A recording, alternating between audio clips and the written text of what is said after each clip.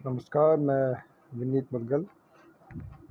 अ, जैसा कि पहले वीडियो में हमने देखा था कि अ, जो आरएल सर्किट था वो डीसी वोल्टेज के लिए था। अभी जो आरएल सर्किट है अभी जो आरएल सर्किट मैं आप लोगों को बताऊंगा वो एसी सर्किट के लिए होगा। तो एसी सर्किट में आरएल सर्किट का जो अभिलक्षण है वो डीसी से टोटली डिफरेंट है, क्योंकि डीसी डीसी में क्योंकि पता है वो फ्रिक्वेंसी नहीं होता उसमें। Frequency means change in applied voltage after some fix time और ए टाइम इंटरवल। तो जो फ्रिक्वेंटली चेंज होता है वो डीसी में नहीं होता, इसलिए उसमें करंट और वोल्टेज में कोई फेस डिफरेंस इंड्यूस नहीं होता। लेकिन जहाँ एसी की बात आती है तो चूँकि एसी में फ्रिक्वेंसी होती है, फ्रिक्वेंसी होने से चूँकि चेंज इन अप्लाइड वोल्टेज इससे चेंज इन करंट होता है। चेंज इन करंट होने से एक ईएमएफ काउंटर ईएमएफ जनरेट होता है, जो कि डीसी में नहीं होता। क्योंकि डीसी में अप्लाइड वोल्टेज चेंज नहीं होता, तो करंट जो डेवलप होता है वो चेंज नहीं होता। करंट डेवलप चेंज नहीं होने से फ्लक्स में चेंज नहीं होता। फ्लक्स में चेंज नहीं होने से उसमें वो काउंटर ईएमएफ नहीं पैदा होता। लेकिन एसी में टोटल डिफरेंट है, इसमें बिल्कुल ये टोटली डीसी से डिफरेंट है। इसमें क्या है कि अप्लाइड वोल्टेज है जो कि फ्रिक्वेंसी जो कि फ्रिक्वेंटली वेरी हो रहा है, उससे करंट चेंज होता है। करंट चेंज होने से मैग्नेटिक फ्लक्स में चेंज आता है। मैग्नेटिक फ्लक्स चेंज होने से एक ईएमएफ काउंटर ईएमएफ इंड्यूस होता है। ये एक्चुअल में ये लेंज लॉ ही था कि लेंज लॉ के अकॉर्डिंग ये कि जो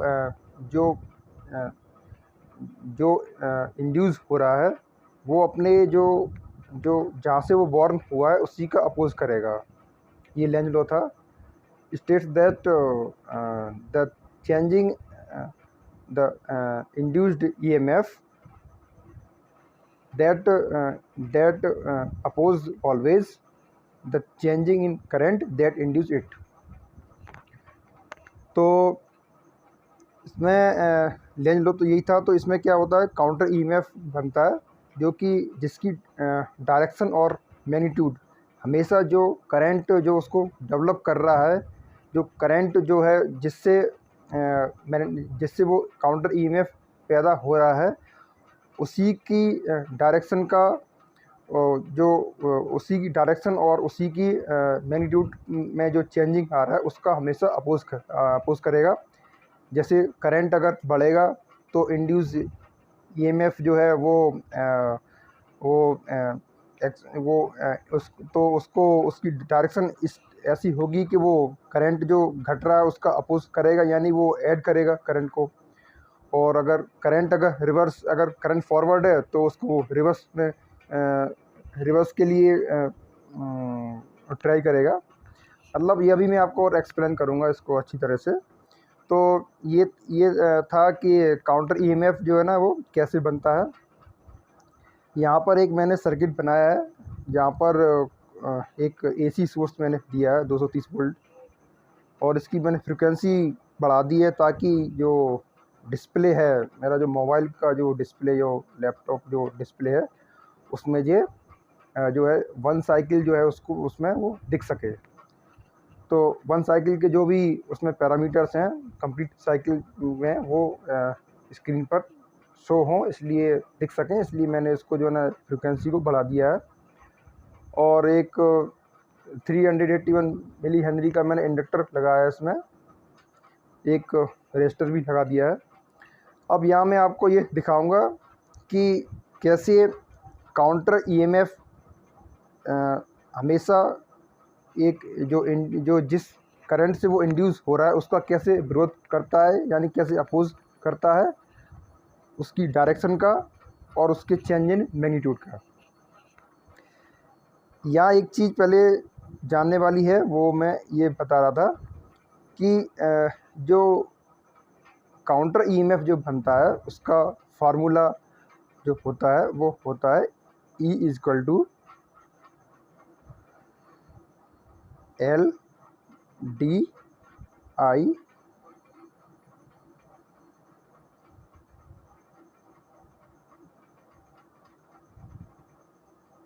अपॉन डी टी।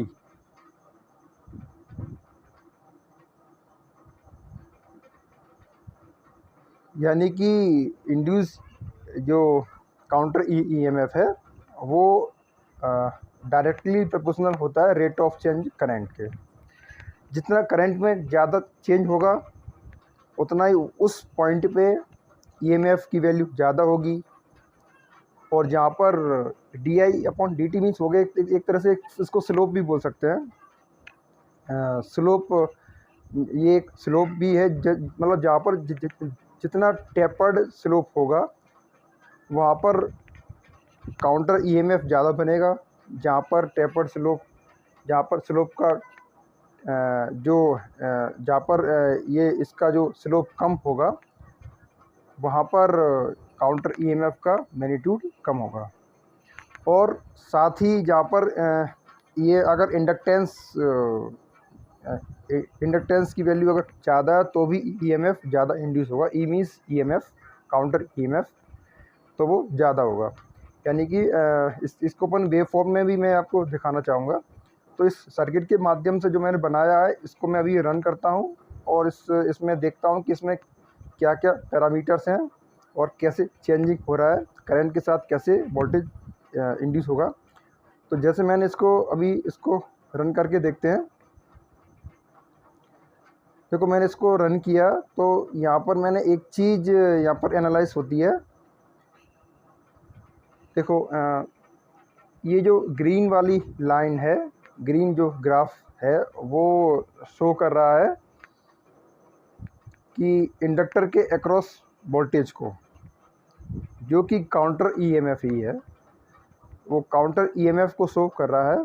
जो ग्रीन वाला जो ग्राफ है वो, और जो वॉलेट वाला ग्राफ है वो इस सर्किट का करंट को शो कर रहा है। तो यहाँ पर ये देखते हैं कि देखिए यहाँ पर सबसे पहले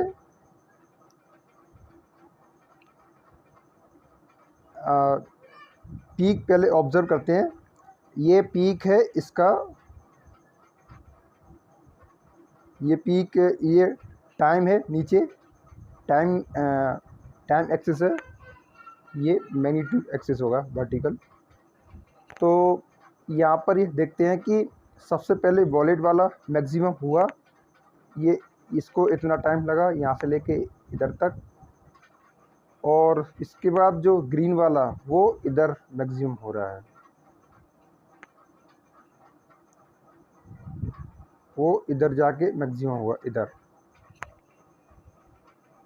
अब इससे ये निकलता है कि जो वॉलेट है वो करंट है और जो ग्रीन है वो काउंटर ईएमएफ है, जो कि सर्किट में करंट के चेंज होने से इंड्यूस हुआ है, जिसकी डायरेक्शन और मैग्नीट्यूड हमेशा जो करंट है उसके अपोजिट होगी। तो यहाँ पर ये देखते हैं कि सबसे पहले इधर तक ये जो है टाइम, यहाँ पर इसको कम टाइम लगा है और इसको मैक्सिमम होने में वॉलेट वाले को कम लगा है, और ग्रीन वाले को यहाँ से मैक्सिमम होने के लिए टाइम इसकी अपेक्षा ज़्यादा टाइम लगा। देखो यहाँ तक तो ग्रीन वाला बाद में मैक्सिमम हुआ और वॉलेट वाला पहले मैक्सिमम हुआ। यानी कि इससे ये निकलता है कि ग्रीन मीन्स करंट क्या कर रहा है, लीड कर रहा है, किससे, काउंटर ईएमएफ से। करंट जो है ना आई वो लीड टू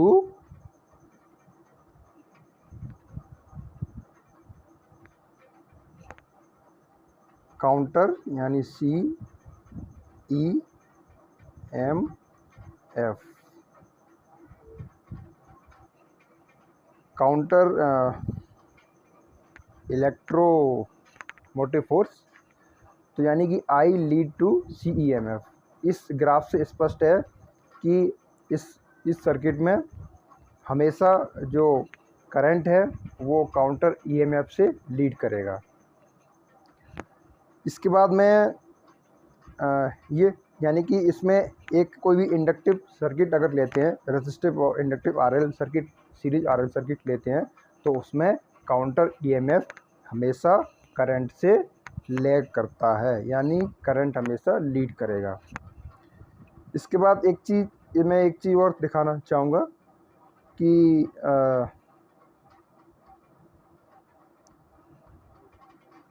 जैसे अभी मैंने वेवफॉर्म अभी आपको दिखाऊंगा कि मैंने आपको 4 वेवफॉर्म बताऊंगा।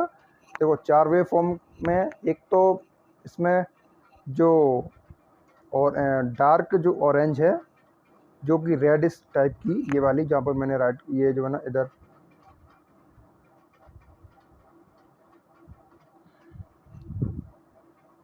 ये वाली रेडिश जो है वो डार्क ऑरेंज ये शो कर रहा है अप्लाइड वोल्टेज की वेवफॉर्म को, और जो ऑरेंज है ये वाली ऑरेंज ये शो कर रहा है रेसिस्टर के अक्रॉस वोल्टेज को, और जो वॉयलेट वाली है जो कि पहले से अब आप लोगों को मालूम है कि ये करंट की वेवफॉर्म को शो कर रहा है, और जो ग्रीन वाली वेवफॉर्म है ये शो कर रहा है काउंटर ईएमएफ को। ठीक है, तो इसमें देखते हैं कि क्या हो रहा है इसमें।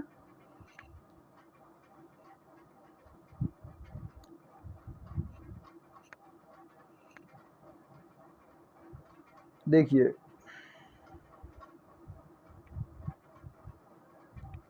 किसी भी पॉइंट पे यहाँ पर एक चीज़ क्लियर है, जैसे अप्लाइड वोल्टेज को अगर मैं लेता हूँ, अप्लाइड वोल्टेज कहाँ पर मैक्सिमम हो रहा है, इधर देखो अप्लाइड वोल्टेज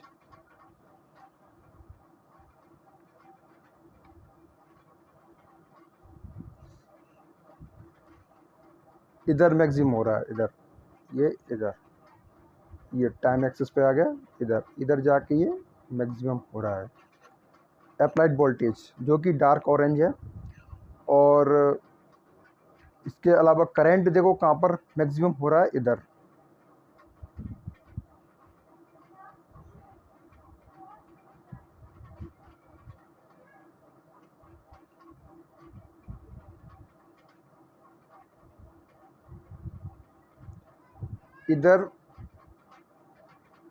इधर जो है वो करंट मैक्सिमम हो रहा है।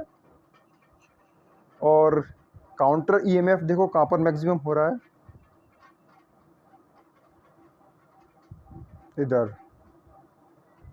इधर काउंटर ईएमएफ मैक्सिमम हो रहा है।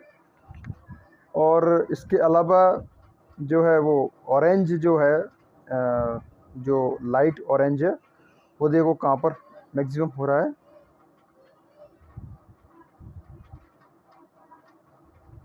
इधर।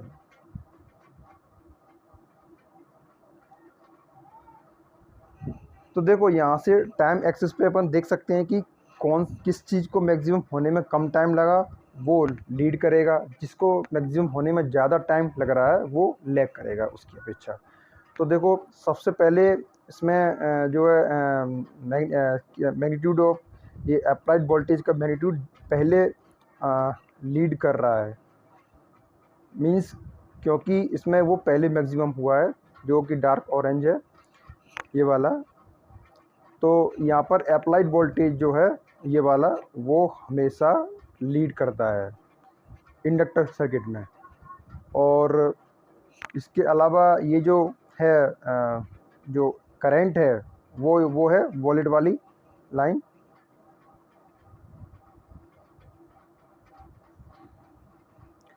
वॉलेट वाली लाइन देखो ये इधर है, ये ये इधर मैक्सिमम हो रहा है, यानी कि इसको इतना टाइम लगा है और इसको करंट को यहाँ तक इतना टाइम लगेगा। इसका मतलब ये हुआ कि ऑरेंज जो डार्क ऑरेंज अप्लाइड वोल्टेज वो पहले ही मैक्सिमम हो गया, जबकि करंट जो है ना वो वॉलेट वाली वो बाद में मैक्सिमम हुआ, यानी कि इसमें अप्लाइड वोल्टेज करंट से लीड करता है। ये बात क्लियर है। इसको ये एक याद करने के लिए, बट ये नॉर्मली ये सबको याद होना चाहिए कि इंडक्टर सर्किट में अप्लाइड वोल्टेज करंट से लीड करता है, जैसा कि अपन इस सर्किट में भी देख पा रहे हैं, जो कि मैंने परफॉर्म करके आप लोगों को बताया है। इसके बाद जो ग्रीन वाला कर्व है, ग्रीन वाला कर्व कहाँ पर मैक्सिमम हुआ, इधर इधर हुआ इधर। तो देखो ये इसको यहाँ से पहुँचने में यहाँ तक का टाइम लगेगा।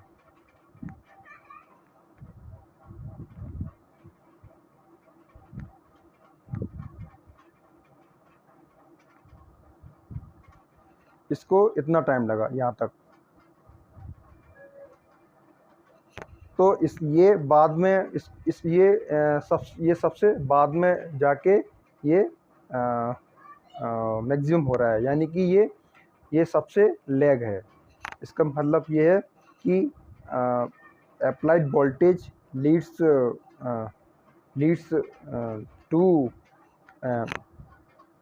करंट, और अप्लाइड और जो flowing current leads to counter EMF.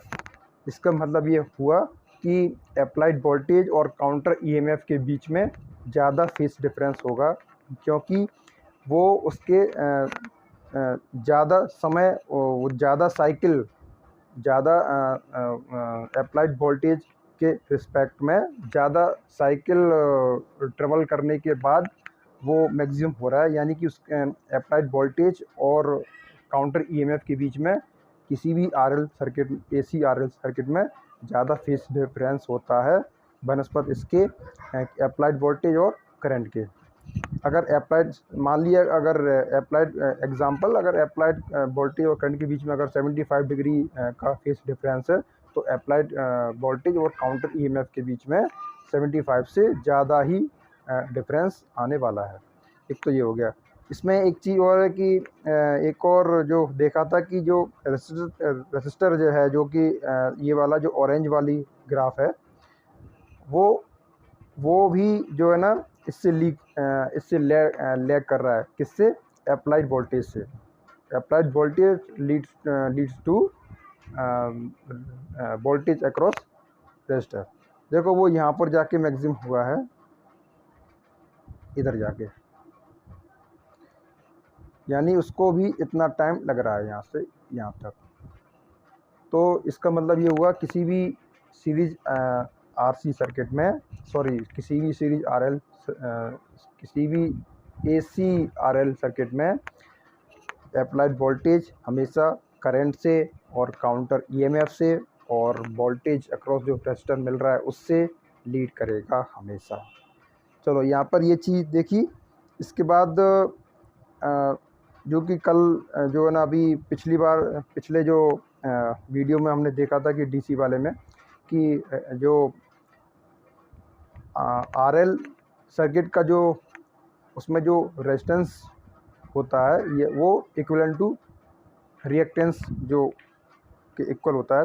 Reactance, sorry, RL circuit का में जो इंडक्टर है उसका जो रेजिस्टेंस प्रोवाइड करता है सर्किट को, वो इंडक्टिव रिएक्टेंस के इक्वल होता है। जो कि X L equal to 2 pi F L होता है। यानी कि अगर एफ को अगर बढ़ाएंगे, एफ और एल को अगर बढ़ाते हैं तो एक्सएल जो है ना वो कम होगा, और आई जो है, सॉरी, इसमें जो है ना एफ और एल को बढ़ाएंगे तो एक्सएल बढ़ेगा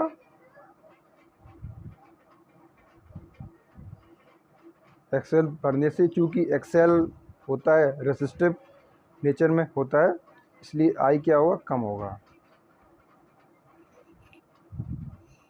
एक्सएल एक्चुअल में जो है एक्सएल मीन्स जो करंट के लिए जो अवरोध उत्पन्न होता है वो उसको अपन इंडक्टिव रिएक्टेंस बोलते हैं, उसे एक्सएल से दिखाते हैं। जो इंडक्टिव रिएक्टेंस है वो काउंटर ईएमएफ के द्वारा ही डेवलप होता है, मतलब ये काउंटर ईएमएफ ही करंट के फ्लो में अवरोध पैदा करता है, जिसका मेजरमेंट इंडक्टिव रिएक्टेंस से किया जाता है। तो यहाँ पर ये देखते हैं कि अब यहाँ पर मैं आपको एक चीज़ और दिखाऊंगा अभी कि कैसे फ्रिक्वेंसी को बढ़ाने पर एसी आरएल सर्किट में करंट का मैग्नीट्यूड कम होगा, क्योंकि और कैसे इंडक्टर की वैल्यू बढ़ाने पर एक्सएल की वैल्यू बढ़ेगी और करंट की वैल्यू कम होगी।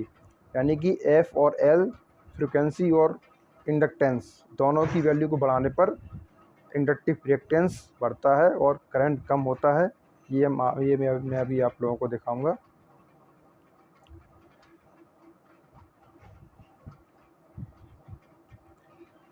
देखो यहाँ पर एक चीज़ क्लियर है कि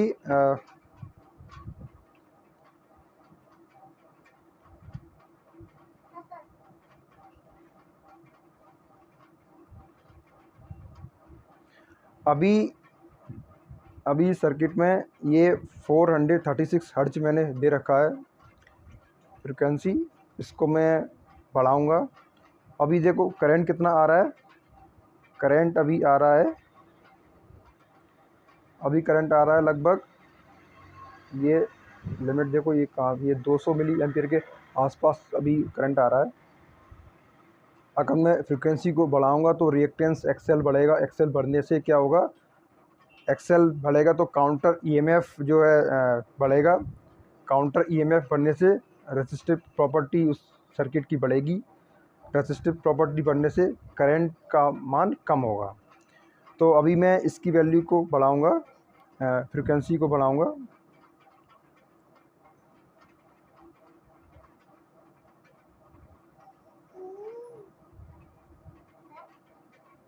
अभी 200 मिली एम्पियर आ रहा था, अब देखते हैं मैंने इसकी फ्रिक्वेंसी को बढ़ा दिया है।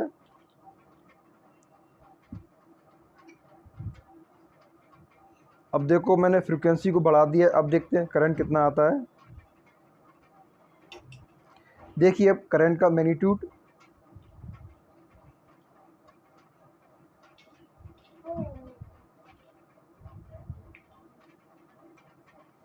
देखिए करंट का मैग्नीट्यूड अब लगभग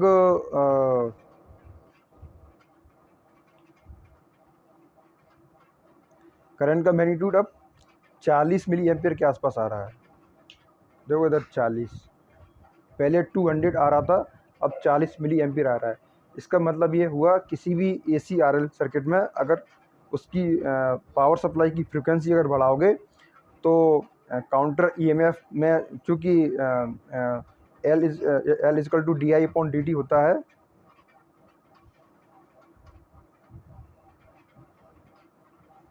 सॉरी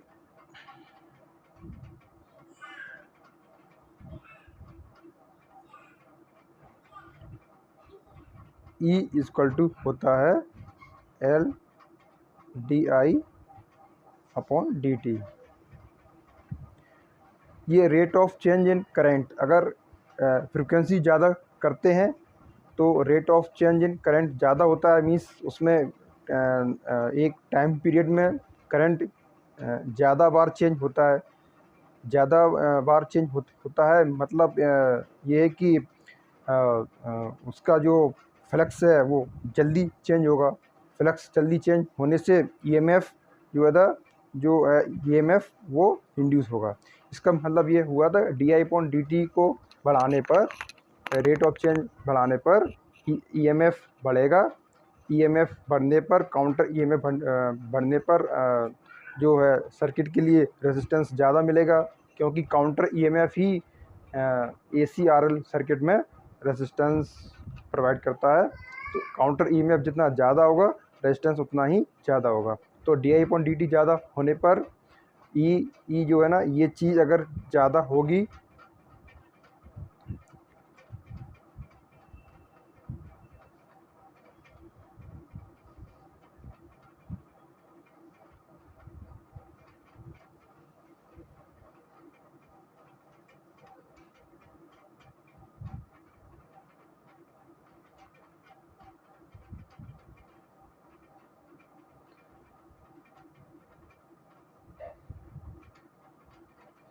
देखो यहाँ पर ये चीज़ अगर जितनी ज़्यादा होगी, ये di/dt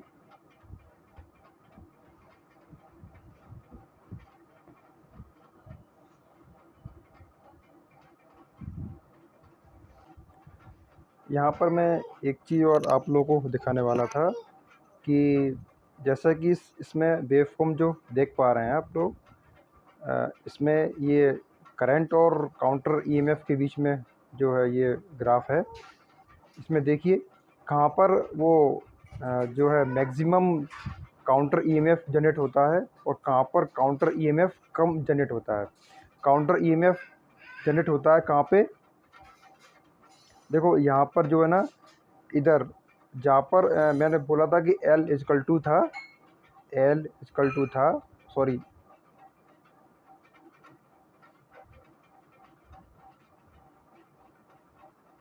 counter EMF E equal to था LdI/dt,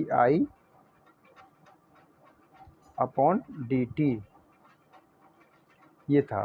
तो जहाँ पर di/dt ज़्यादा है, जहाँ पर rate of change in current ज़्यादा है, जहाँ पर करंट में वेरिएशन एब्रप्टली हो रहा है, स्वाभाविक है वहाँ पर जो है ये E ज़्यादा होगा।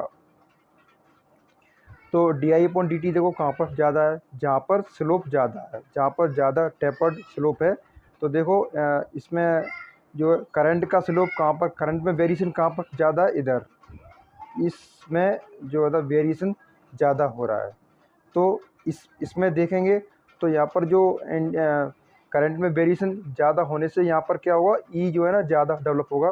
तो इस पॉइंट पे जहाँ पर मैं मार्क कर रहा हूँ, ये मिड पॉइंट है जहाँ पर स्लोप सबसे ज़्यादा स्लोप है, जहाँ पर टेपर्ड है स्लोप, हाईली टेपर्ड है। तो यहाँ पर चूँकि rate of change of current ज़्यादा होगा, तो यहाँ पर देखो ये मैक्सिमम वोल्टेज मिल रहा है, यहाँ पर ये मैक्सिमम वोल्टेज यहाँ पर ये मिल पा रहा है। यानी कि इसका मतलब ये हुआ कि जहाँ पर di/dt रेट, जहाँ पर करंट में चेंजिंग ज़्यादा हो रहा है, यहाँ से देखो, यहाँ से लेके यहाँ तक ये जो करंट में चेंजिंग हो रहा है इस लाइन पे, वहाँ पर उसके करस्पॉन्डेंस ये वोल्टेज ज़्यादा मिलेगा। इसके अलावा जहाँ पर ट्रांजिशन कम है, मीन्स जहाँ पर स्लोप नहीं चेंज हो रहा है, जहाँ पर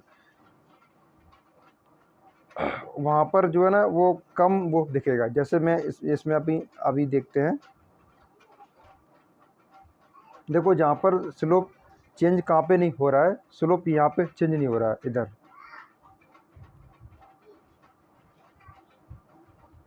इधर स्लोप चेंज नहीं हो रहा, किसका, करंट का। इधर करंट का लगभग कुछ सेकंड के लिए स्टडी हो गया है यहाँ पर।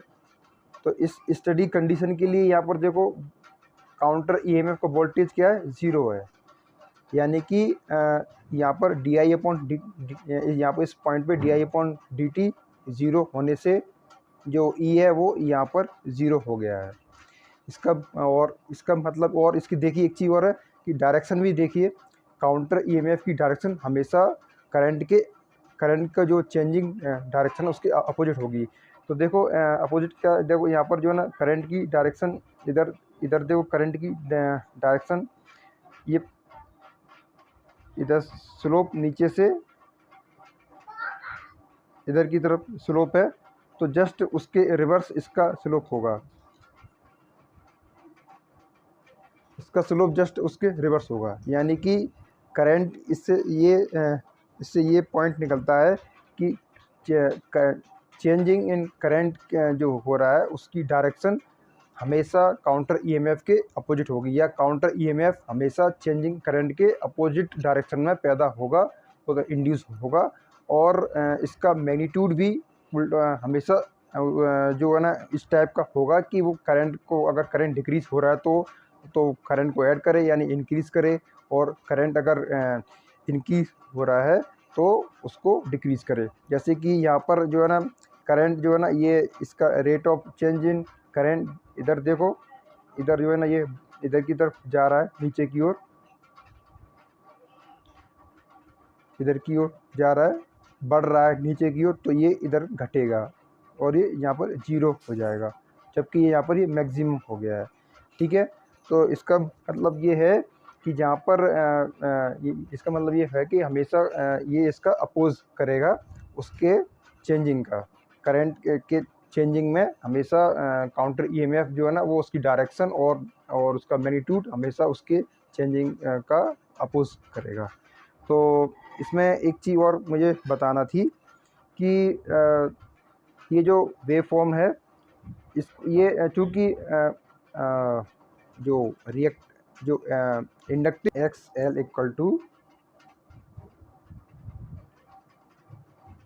2 pi F L, F means frequency और एल मीन्स इंडक्टेंस, दोनों को बढ़ाओगे तो एक्सएल बढ़ेगा और आई घटेगा, करंट कम होगा।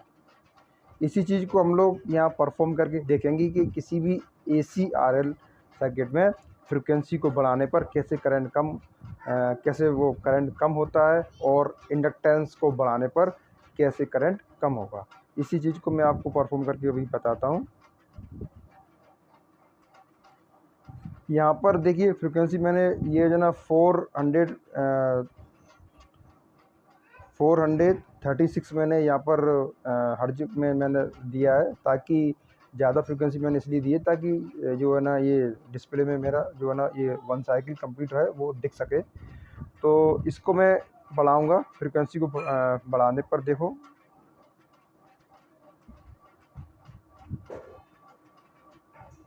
लगभग इसको मैंने कर दिया 981। अभी चूँकि करंट का मैग्नीट्यूड देखो अभी कितना था, अभी करंट का मैग्नीट्यूड आ रहा है, इधर देखो वॉलेट लाइन जो है वो आ रहा है 200 मिली एम्पियर। ये देखो 200 मिली एम्पियर आ रहा है, ये अभी करंट आ रहा है 200 मिली एम्पियर। अब देखते हैं करंट कितना आएगा।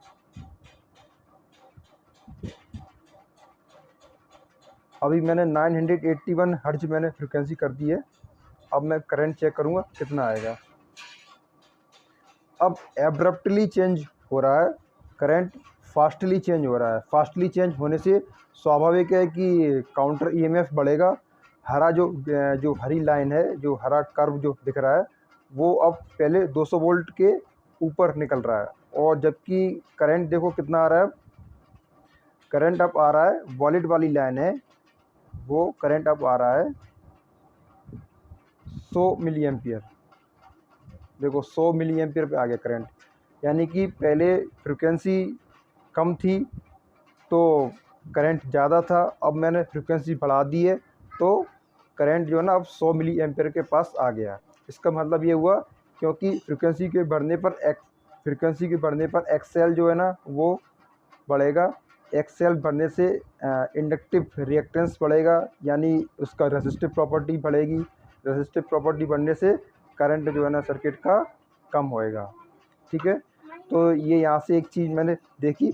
इसके बाद मैं देखता हूँ कि कैसे इंडक्टर की वैल्यू को बढ़ाने पर भी करंट कैसे कम होगा। तो यहाँ पर मैंने इंडक्टर अभी 381 का लगा रखा है। यहाँ पर मैं इंडक्टर की वैल्यू और बढ़ाता हूँ।